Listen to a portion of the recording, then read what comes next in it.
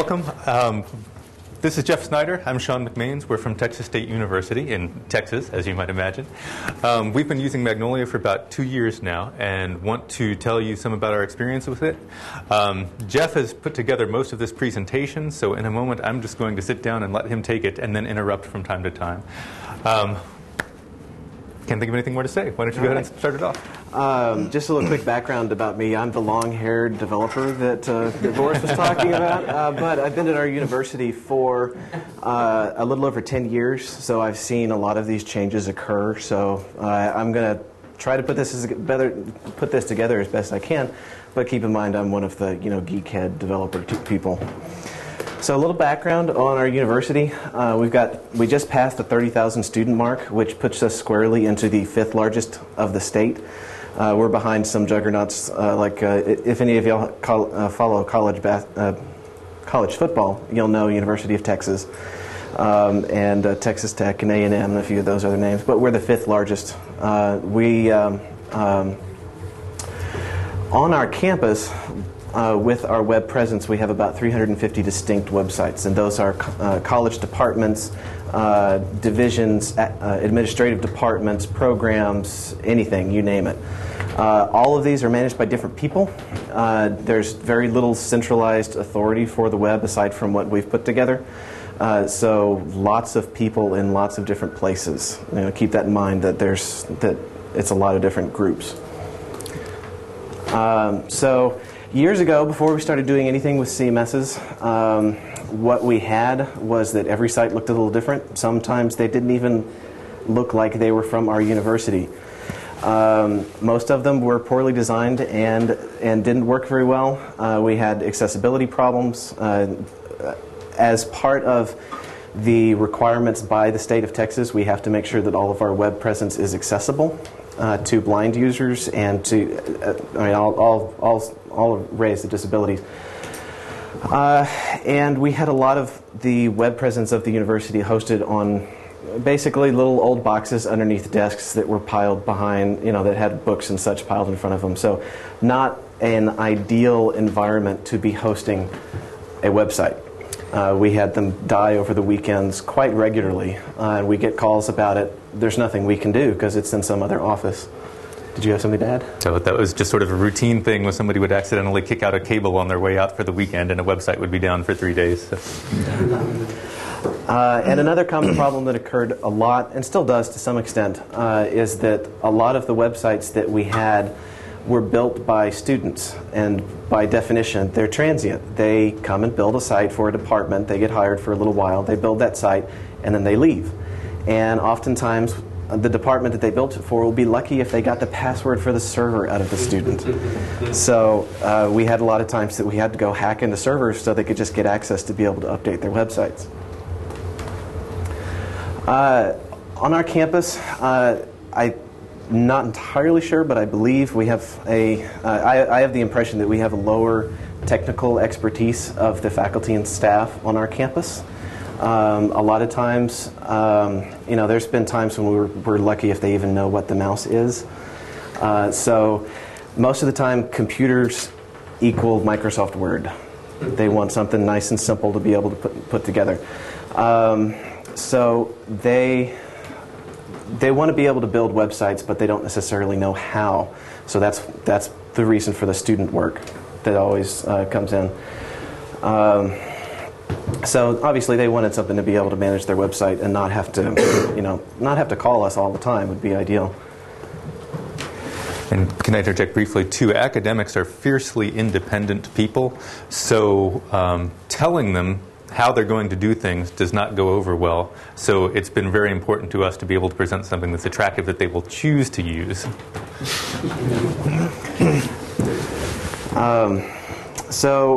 Before we got to Magnolia, we went through several iterations of different content management systems.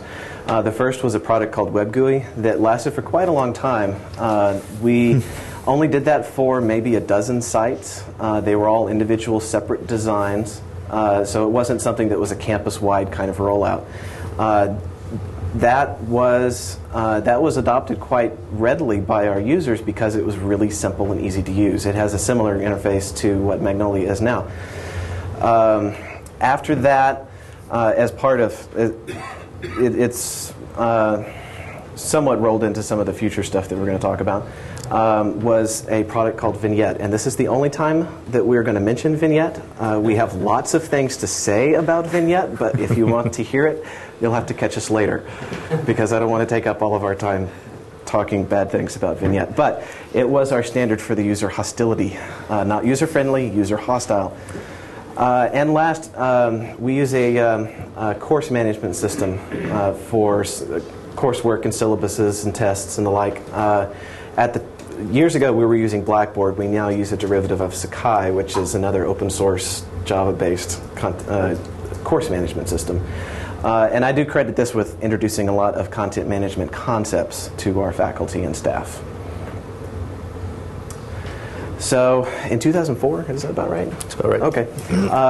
We decided that that the content management system paradigm had been proven, and we wanted to roll out something that everybody could use. We had been using a system that was that we'd made maybe a dozen sites, but it was still difficult and time-consuming to set up new sites for people. So we wanted something that everybody could use quickly. Our users, because of the low technical expertise, we wanted something easy to use. That was extremely important. That if I could, that would take up the first 5 requirements for this. It had to be easy to use. And we wanted to fix the common look and feel problem. We wanted the websites on our campus to look like they were associated with our university. We wanted to have the logo up there. We wanted to have links that were relevant to the university. And we also wanted to centralize management. So if we did have a student who worked on a site and they left, they weren't the only ones with the keys to the site. We could issue credentials to someone else. And if I can elaborate on the ease of use issue for just a moment, we had, of course, there were people around campus who knew some HTML and were throwing up websites of their own. And when we showed them our first iteration at a CMS before we implemented Magnolia, it was like a 13-step process to just upload an image and to put it on your page. So people understandably looked at that and said, we don't want anything to do with that. We're just going to write our own HTML and have nothing to do with you guys. So that ease of use was very important for us at this point, because we were kind of failing in this implementation. Okay, so we did mention Vignette a little more. I don't think I said its name, did I? Oh, well, okay. My fault then. We have a lot of fun talking bad things about Vignette. So one of the things we did for our project was to put together information architecture. And what that basically was some basic no content, just a structure of a site. Because we realized that academic departments, they all have courses, they all have faculty, they all have office hours, divisions all have, it's all the same kind of material. We identified 4 different groups on campus and created navigation structures for each of them. And that helped a lot with, in that it gave people a starting point. And it made it a lot easier. It made the cost of entering into our content management system much lower, because they didn't have to figure out how to organize all of their content. I mean, they could remove pieces they didn't have, add new things that they needed, but it gave them a starting point. And it also cut down on users trying to be clever and come up with new navigation schemes. If we didn't have something for them to start from, they'd probably start putting navigation into various random places on the page, have all sorts of different types of navigation, and this flattened it out and made it more organized and more consistent across campus. Yeah, our sort of watchword was make the easiest thing to do, or make the right thing to do, the easiest thing to do, so that when people got into the system, they would, if they did the very least work, they'd have something that was consistent with everybody else. So the process of selecting Magnolia, this happened after Vignette. We had the information architecture and some of those things happened alongside the Vignette project, and we reused that material. With selecting Magnolia, that was a very informal process. Basically, Sean and I got together and looked at a dozen different systems, went through them, decided which one had the best interface and easy to use and had the best API back there on the back end, and it happened to be Magnolia. If you ask any of our administration on our campus, they will tell you a totally different story. But this is the way it actually happened, is we just got together and decided which one to use. And the administration kind of did a cover-up to make sure that it looked like we went through this big, long, involved committees process. For the two of us, it worked out very well. We'll have to control who gets that video. It worked out very well for us, and this is, as I was listening to the keynote, some of the points that he made, I realized I was making also in my presentation. The open source commercial hybrid operation that they've put together worked out really well for us because we could actually try it out. With the previous content management system we couldn't even look at it until we signed a non-disclosure agreement. So actually being able to try it out and decide whether it was right for us without having to sign a whole bunch of contracts and start payments and all of that was really a bonus for us. We also have a great affinity for open source on our campus, so it worked out with us as far as our preferences and principles as well. Usually this is the point at which in presentations like this somebody chimes up and says, why didn't you use my favorite CMS? There's lots of different people who have lots of different opinions, and particularly with open source. And really that hybrid, the fact that there's a solid company behind it was a big deciding factor for us because it provided somebody to call and also a guarantee, or at least as much as you can have, that there would be active development on it over time. With a lot of open source projects that are developed just by random people who it's their half-time kind of job, you can't be certain whether they'll just drop it tomorrow. But we didn't see that very likely to be happening in this situation, and certainly doesn't now. We could tell quite clearly that Magnolia shared our priorities of ease of use in particular, and also continuing the open source model. Yeah, absolutely. We've been delighted to be able to sit people down in front of it. And people who are already technical don't need any help. They see a new button, they click the new button, they click a few things, and they figure out what's going on. And then from the nerd side, from the back end, we were able to check out the API and check out the engineering and all that before we got into it. Because programming with some of our previous CMSs was so difficult, that was a really important thing for us to be able to look at that and make sure that we were going to be able to customize this in the way that we wanted without pulling out any more precious hair.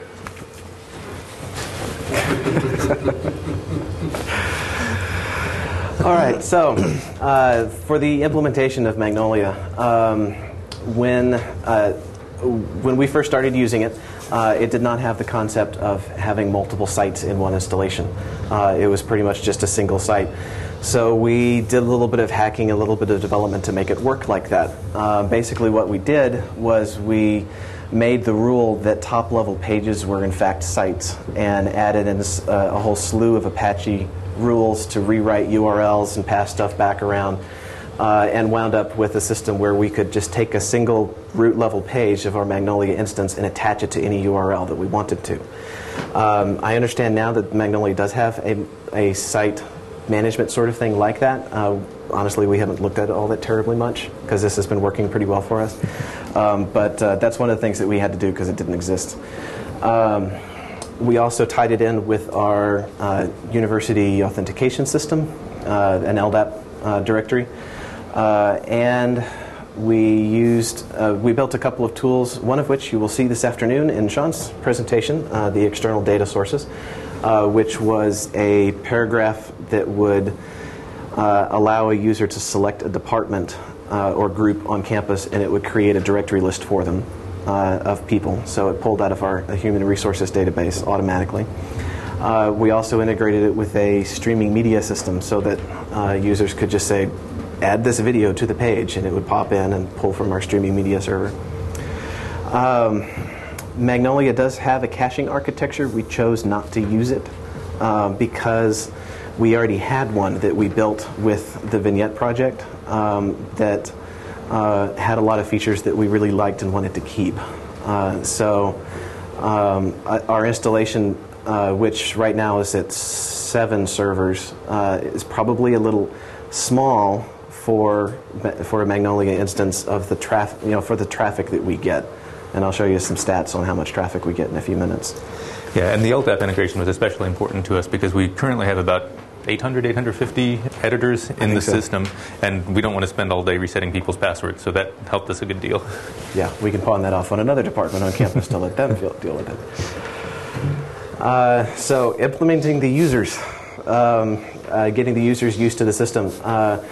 First thing we did was, since we had such a quick turnaround on setting up the system, we were able to get it out to the users, and we got a lot of feedback early on it. Before we had any users who were actually launching sites in it, we had users who were looking at it and could give us some feedback on it.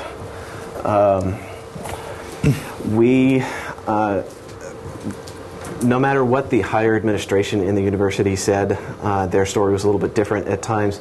We decided that we were not going to, in any way, tell people that they were required to use this system. We didn't want people to feel pressured into it. We wanted them to come to us on their own. And that is something that we credit with a lot of our adoption now, is what Sean said, that an academic environment, particularly for ours, they don't like to be told what to do. They'd much rather come to the decision themselves, even if it's the same decision, they want to make it on their own. Yes, I'm absolutely convinced that our first project manager way back in the day actually would come in and tell people, you are going to have to use this, and I'm absolutely convinced that there were people who said, oh no I don't, just because they were being told they had to. As time went on, as we actually had some sites live from this, several of the power users, users who did know HTML and did know how to build sites relatively well before, found themselves constrained in what we'd set up. So we added some additional features, such as a paragraph type that was just a big box where they could shove code into, CSS properties that propagated throughout the entire site, and a method to attach to Google Analytics for people who wanted really rich stats on their sites. Streaming media, what else can you think of that was power user sort of things? Oh, the RSS stuff was kind of power user. Yeah. All right, a little bit of management. This doesn't necessarily have anything to do with Magnolia, but it's what we did to help our users, is when they first expressed interest in using the content management system, we went to them and did a session on basically what it was and what it was not, what they could do in it and what they could not. We wanted to make sure that people had a good concept and didn't feel suckered into it by getting promises that didn't deliver. So we were straightforward and honest as to what it was going to do for them and what it was not. And some departments after this chose not to. I would say very, very few wound up making that decision. Of the people who have had info sessions, I imagine we have a 95% or better turnaround that they actually do wind up using the system. And a lot of that comes from the demo. As part of our info session, we demonstrated the system to them, and that's when their eyes lit up, and they looked at it and realized just how much easier it would make their lives instead of having to write HTML all the time. We actually had one person who, after she saw the demo and got set up in our system, she sent us an email about a week later saying, I went home and I played with this all weekend because it was so much fun. It's like, well, great. Yeah. I spent my weekend differently. But it makes us feel really good when that is what people do as their spare time, is that they enjoy it so much that means we hit our mark as far as, and I say we, a lot of it, or most of it's credited to Magnolia as far as the ease of use, but that means that we hit the mark. That since this is something that people not only are okay with doing, but that they actually actively want to go spend their time on.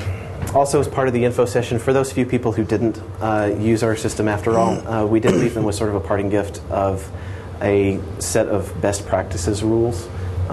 We basically said, even if you don't use our system, at least you can do these things. And it was rules such as consistent and clear navigation, thinking about the site structure rather than just starting it on HTML and figuring out the site structure later, flipping it back around. Some notes on writing content and using a proper voice for the material that was on the site, and various accessibility rules like don't use blink and things like that, just to get them some basic tips to help their website be better, even if they didn't use what we provided. Our training and documentation for our system. The training, we were able to boil it down to a single 2-hour session to get the basics across. Even for people who were not familiar with this stuff and didn't do it intuitively, after 2 hours, they had the basics down. And our repeat training users is very low, which means that even though they may not necessarily know intuitively how to use systems like this, the 2-hour session got them what they needed, and it sticks. We have other things that we've done, training sessions, and we have the same people, we see the same faces over and over and over, and that hasn't really happened here. We do also have an additional 2-hour session after that one to go over more advanced topics, like some of the advanced paragraph types, code paragraph, CSS, analytics, things like that. So, the things that have worked out really well for our use of Magnolia, of course, we keep saying it, the ease of use, still very important. It's very efficient, both in terms of its server utilization. It's very quick and doesn't use a lot of server resources, which was a big deal. I will bring out the vignette card one more time. Our system for running that consisted, at the end of using that one, of 14 servers, and we still had page load times of 3 seconds or more, even without load. And with this one, we had far fewer servers and far better response time. And also with the efficiency, it's much easier to develop for. Do you want to add a little bit to that?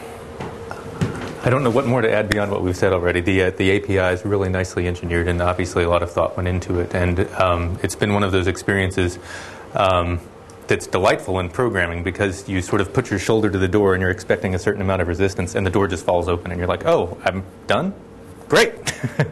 So it's been an amazing treat for us after dealing with some other harder to use systems.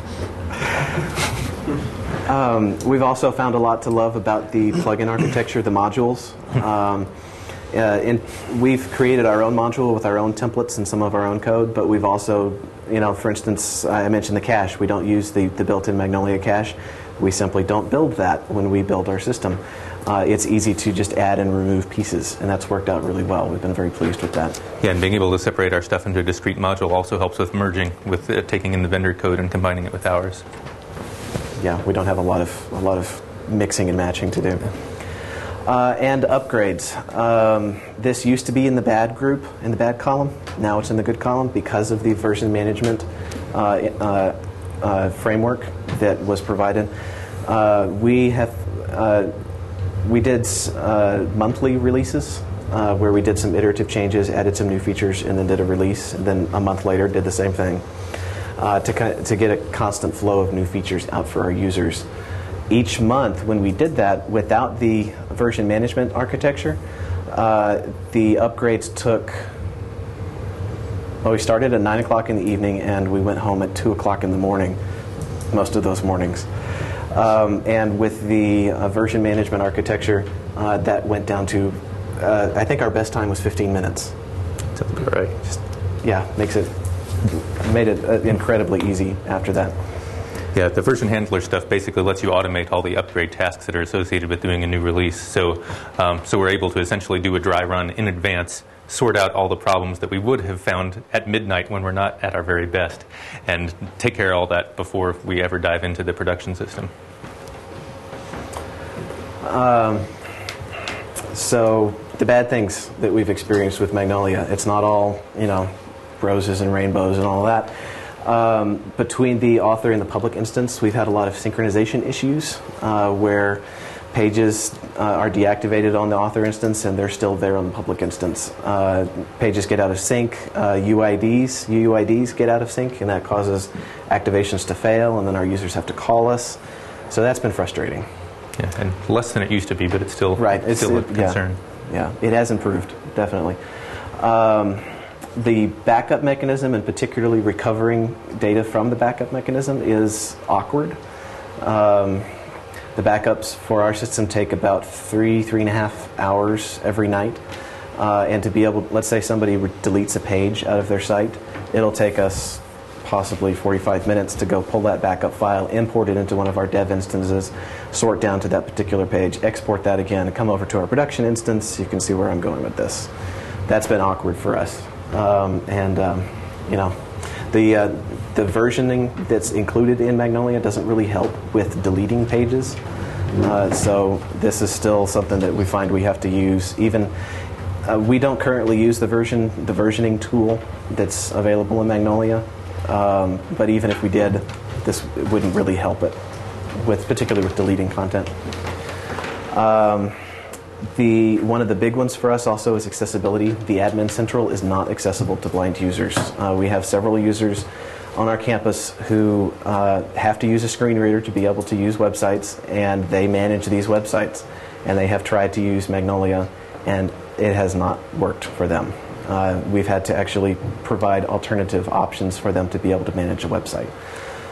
Yeah, and I was heartened a little from the direction the standard templating kit's taking, because they are paying attention to accessibility for the front end with that. And I presume Vivian and company are probably giving that more attention on the back end at this point when they're working on the next generation of the user interface for the editors. Mm-hmm. And a lot of the reasons why it's not accessible can be pretty easily fixed. A lot of it has to do with the mouse gestures. A lot of actions that take place in Admin Central use the right click on the mouse, and it's a hard concept to get across that blind users don't use a mouse. There's no use for them, so it's all keyboard driven. So unless there's keyboard equivalents for actions in the Admin Central, it's not usable by them. And the last of the bad points is the end user documentation. When we first started using it, it was pretty good. We needed to add in some extra material specific to our installation, make a few edits here and there. That was for 3.0. When we moved to 3.5, enough had changed that we had to go review the documentation, and the documentation that Magnolia provided did not keep up with that. They were quite a bit behind the release in updating the documentation, so we had to rewrite a fair amount of what we had and give it to our users. Okay. So a few numbers about our users. We have a 97% rate of recommendation, which means 97% of our users have said in surveys that they would recommend the system to another person.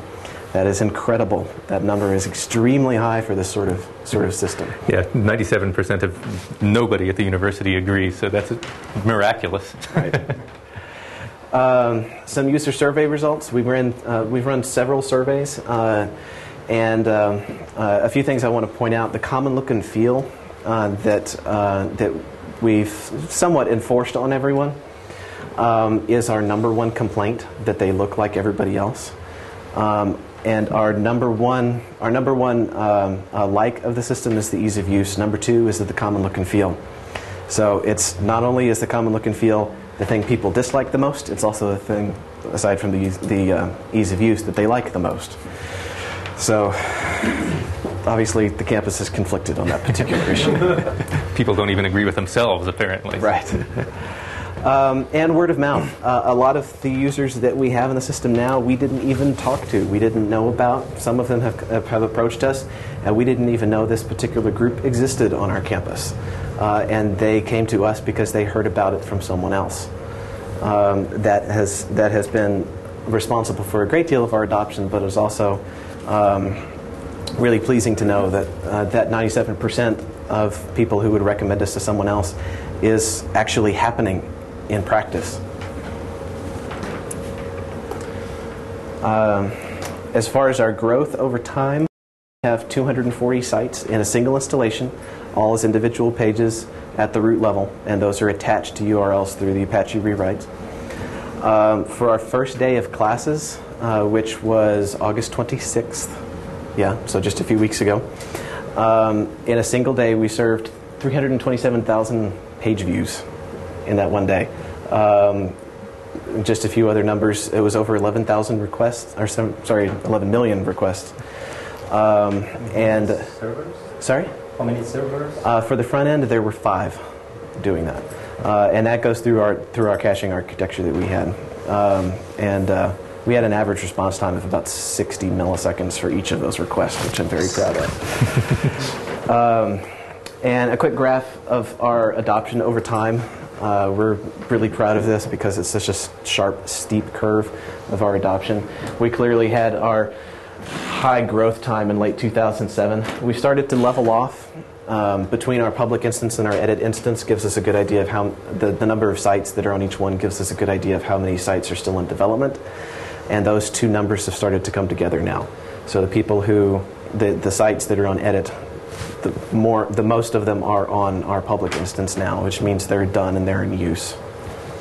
Do we know how many are in progress at the moment?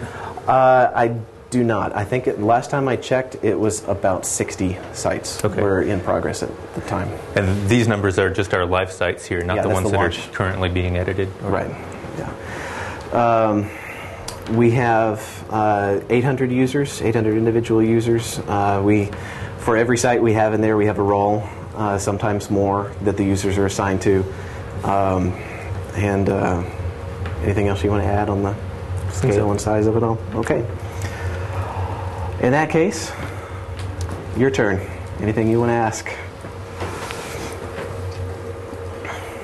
you have some figures about investment in Vineyard and investment in numbers? I'm sure those figures exist, but the administration has been pretty cagey with how much was actually spent on the various systems. We know right now we have, 3 enterprise licenses for Magnolia? 3? I'm not sure. 3 or 4 licenses, yeah. and it is significantly less than we were paying for maintenance on Vignette, but I don't know exactly how much that difference is. I can't tell you it's substantial. Probably on one order of magnitude difference. Yeah. Looking at these numbers, what database system do you use on the back end? We used to use Berkeley DB. Yeah. That had a lot of corruption issues for us. We switched to using MySQL, and that has worked out really well for us. I attribute most of that to the fact that the database engine is separated from the JVM. The Berkeley DB being integrated into the JVM means that the database is much more prone to corruption if something were to happen to the JVM. Since it's separated out, MySQL has an opportunity to roll back a transaction that didn't complete, for instance. But also, MySQL has been around for so long, and it has a good trusted reputation for persisting data properly. So. How do you determine which features you put in each month? Are you still? We're still adding new features. A lot of the new features that we have slated to go in and that we have added came from our surveys, we throw all of our new feature requests into a issue tracking system. Mm-hmm. Each month we go through that list, look at how many people have requested a particular feature, and the feasibility of us being able to do it in the time that we need to, and make a judgment call on which one to add at the time.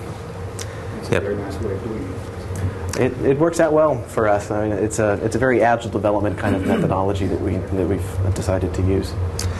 Yeah, we have a support organization. We're from the development side, obviously. The support organization has actually grown to be a little bit bigger than the development side at this point, and they're really good about taking that user input and collating it and assembling it and reporting to us each week what sorts of things they've heard from people and what sorts of things people have been asking.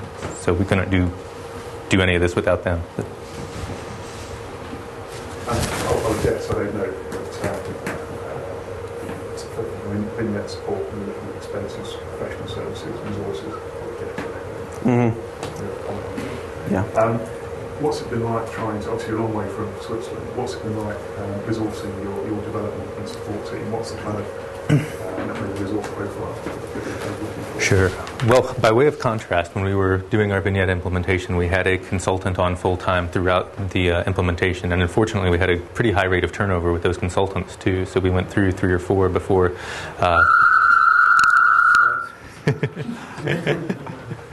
You still have a modem, Jan? We went through 3 or 4 different consultants before we ended our time with Vignette. Since we've been with Magnolia, we haven't.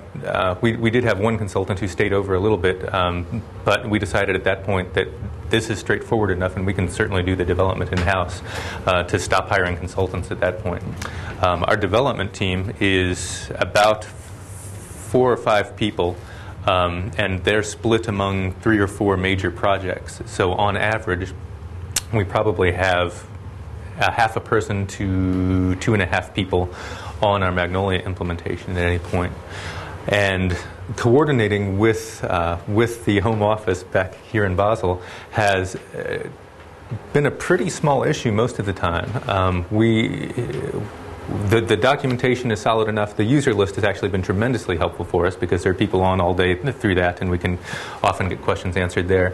And since the support side of Magnolia has ramped up and the support email address is available, and we've had the contract, they've been very responsive in helping us in the few instances where we've had problems that we haven't been able to sort out ourselves.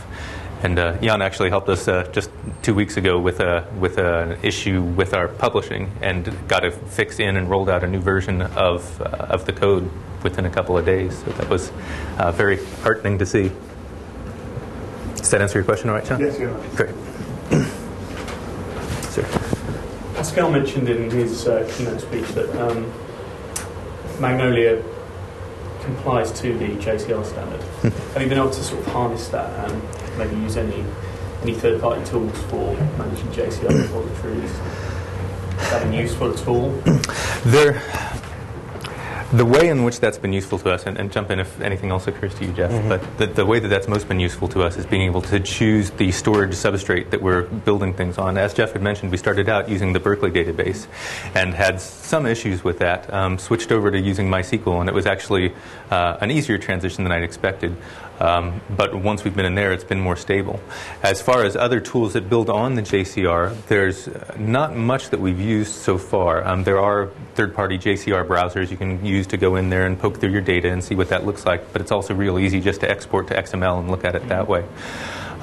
One thing that may be in our future is our learning management system, which is what the professors use to give tests and present syllabi and have discussion groups for their classes, is another open source project built on Sakai, and they're looking at moving towards JCR as their storage substrate as well. So that may have some promise for us in the future at being able to have those systems talk to each other more readily.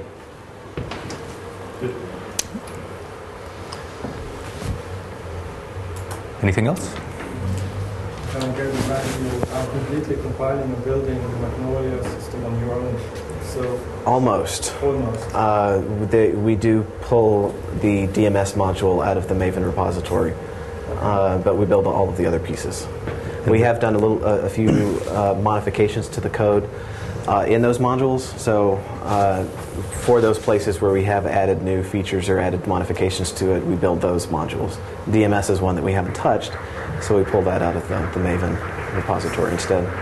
So if a major release of Magnolia comes out from 3 to 4, how do you manage the migration of the base system? And I think you're a lot on the different and your own different modules. How does it work, or does it work good if you make an upgrade of the Magnolia system? Right. It is time consuming, and we have lost a few of our changes over time. I'm not terribly well versed in the process. Sean has been responsible for that, so I'm turning it over to him. Mostly it's we keep all our code in Subversion, so most of what we do with Emerge when a new version of the product comes out is pretty much standard vendor branch management kind of stuff. We have our version of Magnolia over here, and then bring in Magnolia's version and then merge that into our code. Yes. Yeah, and usually, since they've split things out into modules now, as I mentioned earlier, it makes that merge simpler because our code is generally in its own little space. There are a few things in the vendor code that we've tweaked, so that's why we're actually doing that merge that way. But for the most part, it's pretty straightforward, and the work we end up doing usually is just testing our templates, making sure they still work with whatever changes have been made in the vendor code, and making whatever adjustments are necessary before we roll it out. Does that answer your question okay? Anything else? All right, well, I'm guessing from the applause that they're finished over there. So thank you all very much. I appreciate your time.